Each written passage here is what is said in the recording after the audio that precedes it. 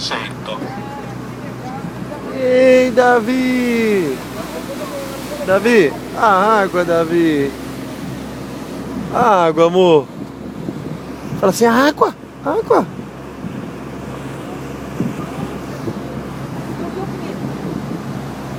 Olha lá, lá o que ele quer.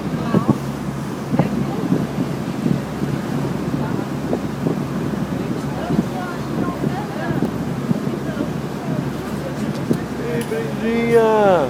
Brenda, Ô pastor, fala aí pro celular. lá em cima a gente pode ir lá conhecer tudo. Dá tchau pro celular. Desce. Vai estar gravando. Se for no teleférico, a gente pode vir de lá. Tá gostando? Desce na mesma hora, não, né? Hã? Fica um lugar bom pra gente conhecer. Ah, O barco é Fica meia maravilhoso. hora talvez. é gostoso, amor? Tá filmando, pai? A tua vai tá filmando. Ei, Davi! Água!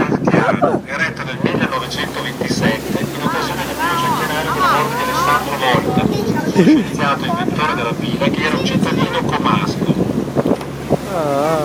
Costruzione che segue la forma di torre rettangolare e il monumento che la città di Como ha dedicato ai suoi caduti nella prima guerra mondiale. Água, amor! Água! Alguém me falou que a meta de você tem uma casa de dinheiro.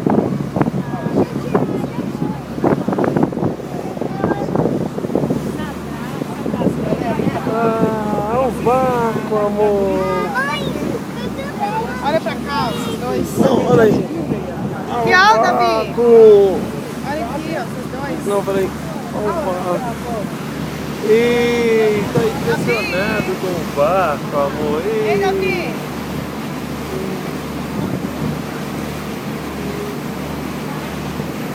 La grande villa gialla che lasciamo ora alla nostra sinistra è Villa Olmo. Fu fatta costruire dalla famiglia Descalchi e ultimata nel 1796. Dal 1925 è proprietà comunale ed è diventata il cuore delle manifestazioni culturali comasche, ospitando importanti mostre e vari convegni. Brenda, olha lá, olha nós dois.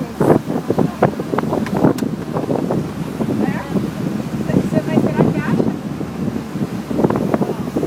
Ei, a água, Davi!